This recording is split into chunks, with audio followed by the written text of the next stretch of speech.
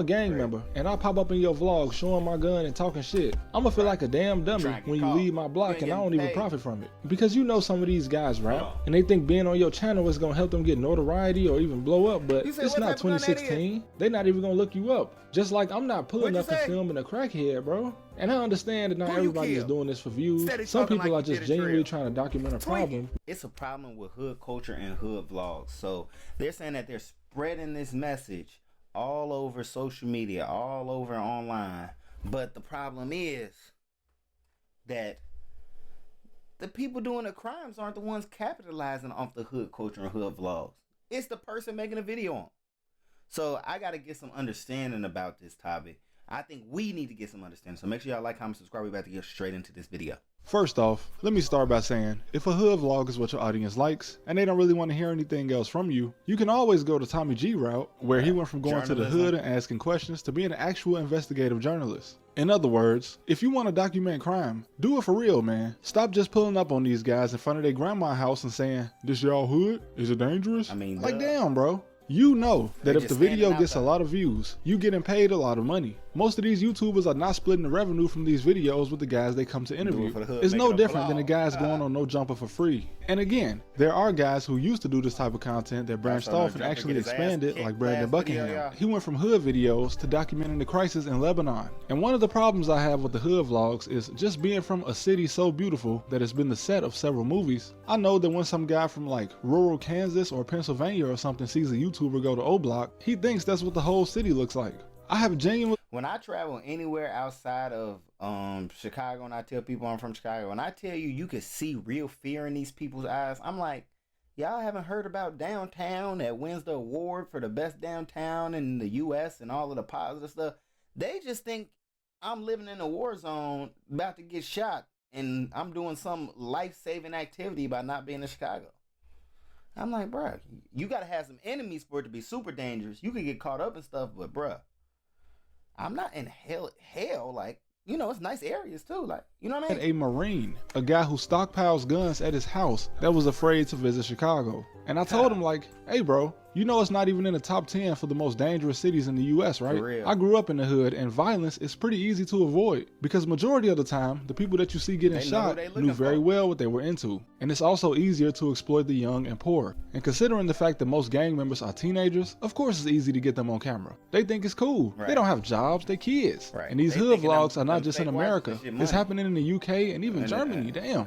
Anyway, I was born in Inglewood, not Inglewood, so I didn't know that Munchie B was a shooter back in the day. Why did this man let Adam 22 of Nashua, New Hampshire abuse him? I literally saw the man kick Munchie B, and brother, how much could Adam have possibly paid you to essentially bully you on camera? And he literally even made a diss song about one of the Crips in LA losing his hand. And also, I salute the rappers that went with the F the streets narrative. And you know it's legit when it comes.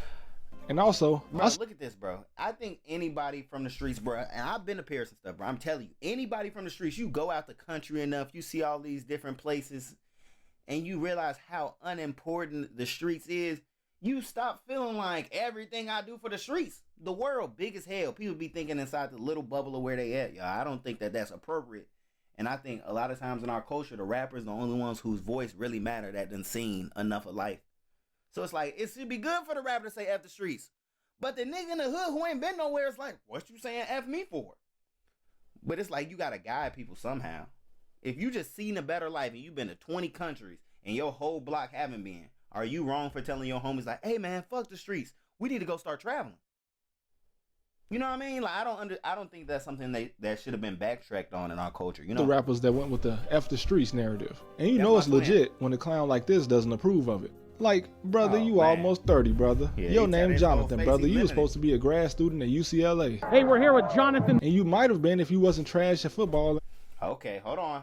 I don't think he trash at football because he do got graduation. He got the hat for whatever school. So he probably wasn't trash. He probably just decent. You know what I mean? Like, I think when you in certain environments, especially hood culture, hood vlog environments, it's like split in the middle. A lot of times it'd be like the athlete and the killer know each other. It's like the shooter and the person who's doing good is very aligned. It's like the gangs pulling up to all the basketball games and football games too. But I think at some point it went away from like protecting these people to, shit, he hoop and he gang. I don't think that's how it's supposed to be, but you can't necessarily say he was just trash at his sport, because I think sports ends for everybody one day. You know what I mean? Like, sometimes in the hood, you could take it as far as college. You done. But the problem is sometimes when that college and that direction from the other world ends, you go back to the hood, and then they have to show you all bad.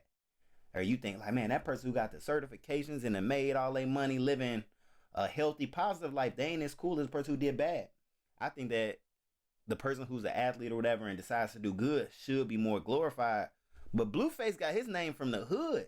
I'm a gang member, and I pop up in your vlog showing my gun and talking shit. I'ma feel like a damn dummy when you leave my block and I don't even profit from it. Because you know some of these guys rap, and they think being on your channel is gonna help them get notoriety or even blow up, but it's not 2016. They not even gonna look. We even got this. It's like I'm not known for covering world politics, calling O Block the most dangerous block in America. Which some people like just been close to being true in over a decade. Boots on the deadliest neighborhood in America is somewhere in New Orleans, bro. But he doesn't know that because this one block managed to have a bigger press run than any influencer or rapper in the last 10 years. And of course, drill started on this block with a 16-year-old kid.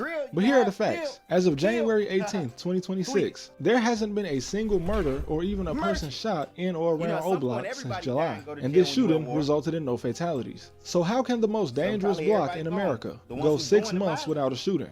I'm just saying, you want to report on crime, dig deeper than interviewing some random guys on the street or just making a random claim that the most famous block you know is the most dangerous. Find me a drug trafficking ring in Chinatown. Look through some federal paperwork. Give me something. Go interview Chris Brown and ask him how he a dance in Peru. Shout out to A-Damn Killer though. This is a guy from Chicago, and he pulled up on 79th Street in Chicago just to troll. Which, if you don't know, this is a very treacherous block, no matter what part of 79th you on.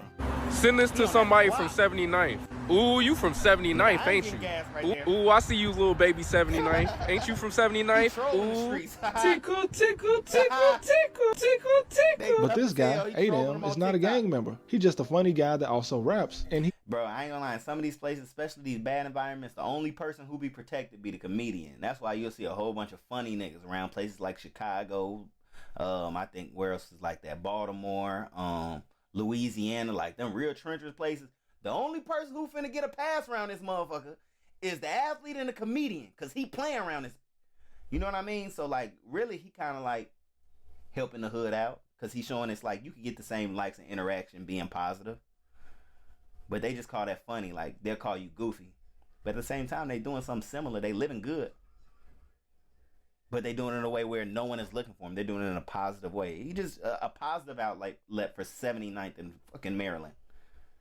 But that's goofy as hell because he, you know, a dancing ass TikTok nigga where we from. But I think that he's doing right by himself and his family.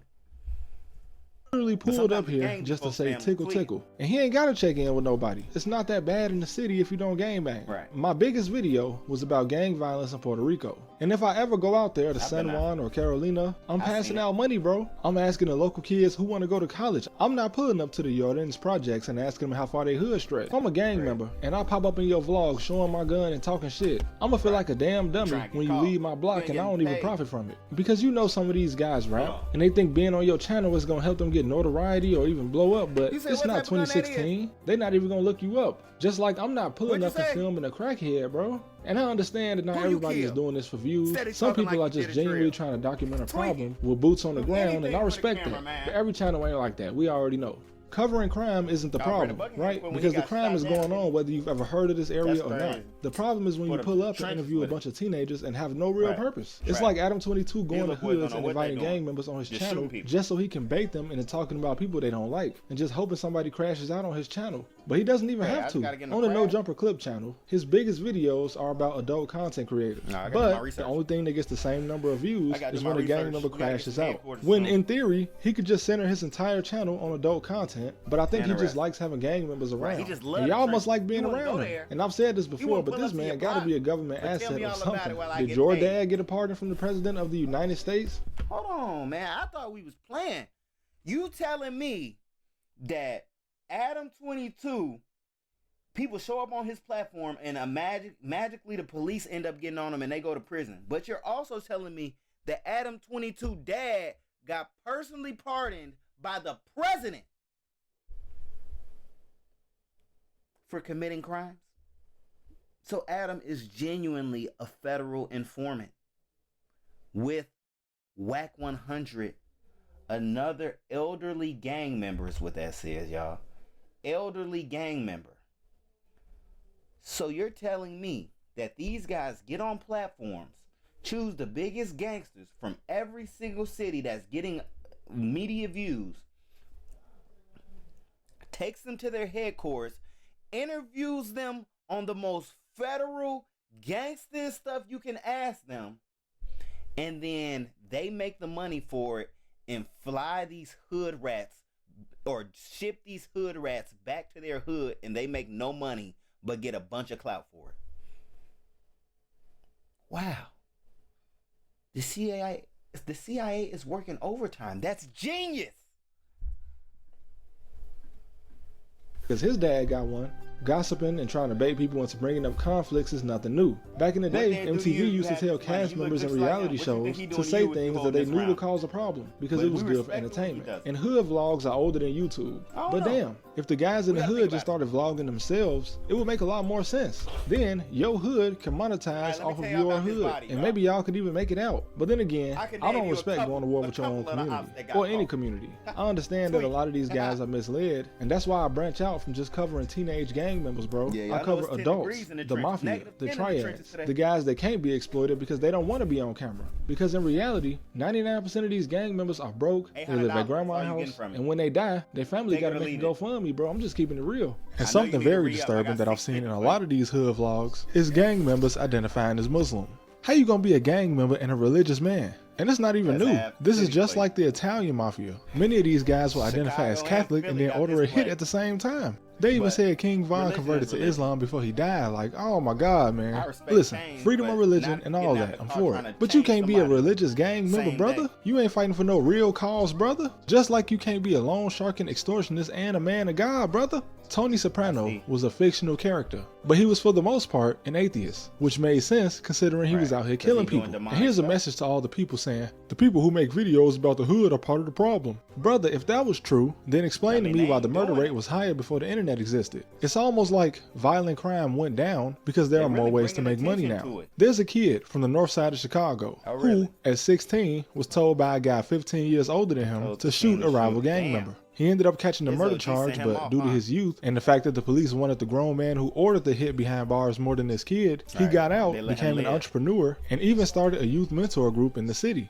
What's part of the problem is parents that don't keep track of their kids, and also the parents with no common sense raising kids who don't have common sense. Because no matter where you go, it seems like the people with the least amount of education in any community usually have the most kids. A point that the movie Idiocracy hilariously made years ago. We've all seen a gang member in the hood with 10 kids, just like we've all seen an alcoholic couple in a trailer park with 10 kids. So stop all that. The streets are way more glorified in the streets than they could ever be on social media. And look, stop defending hip hop. You can listen to what you want, but if I listen to death metal and I tell myself that it's a positive movement, that's like saying Final Destination was an educational movie. And to the old heads, I know y'all have a different view since you remember music from the 80s and 90s, but that shit wasn't good for the community. It was just cool. Just like smoking a cigarette used to look cool back in the day. We had paid advertisements of people smoking cigarettes, bro. You can enjoy it, but let's not lie. Music is entertainment. Go read something. Damn. And I don't trust nothing a rapper say, especially a rapper as big as 21 Savage. But he said F the streets, so at the very least, I respect that because it's a good precedent to set. And Blueface, man. Your baby mama was at Diddy's house, brother. He kissed her and everything, brother. You shouldn't even be worried about the streets. If you keep this up, I'm gonna have to start doing you like I did Lil Baby in my old videos. And street culture is only your culture if you in the streets. If you not in the streets and you don't gangbang, it don't matter who you are. This is not your culture. That's why I don't listen to celebrities when they call people culture vultures. Cause some of y'all don't even know what your culture is. And you listening to people that get paid to have an opinion. I get paid no matter what my opinion is. So therefore, I just say what I actually believe. Why y'all think you don't see no sponsorships on my channel? Because no sponsor has reached out to me with a product. Oh, he's standing on business. He say, I don't even want the money. I want to spread my message, spread a movement. Wow, that is so respectable. Make sure y'all like, comment, subscribe to me because I'm taking the sponsorship. It's only good products. Let me stop playing, bro. I'm telling you, man, I think the hood culture and the hood vlog thing is going to come to the end because almost everybody we see do that, the police come shortly afterwards. I think that you can vlog your situation without putting yourself in a situation. Like, folks just be telling on themselves just to, I don't know if that's worth it. But I appreciate y'all for watching this video with me. I'm MasoMoney. Make sure y'all like, comment, subscribe. I'll see y'all in the next video. Ski!